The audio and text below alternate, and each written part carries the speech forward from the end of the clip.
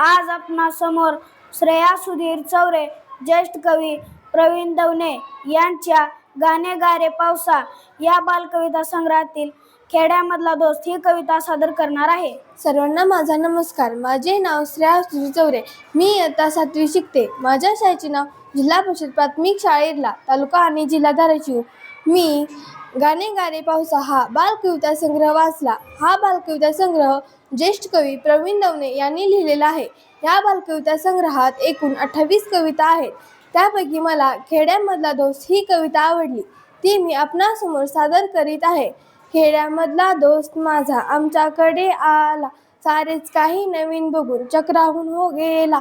बसवर बस डबल बस, रस्त्यात धावते कशी, दोन्ही बाजूला लोकल गाडी, सांगा पळते कशी. 50 मजली बिल्डिंग पाहून दचकून की हो गेला. इतक्या लहान घरात एवढी माणसं राहतात कशी, गड्यात पाहून पटापट सांगा जेवतात कशी. प्रश्न ऐकून बिचाऱ्याचे प्रश्न मलाच पडला. धन्यवाद.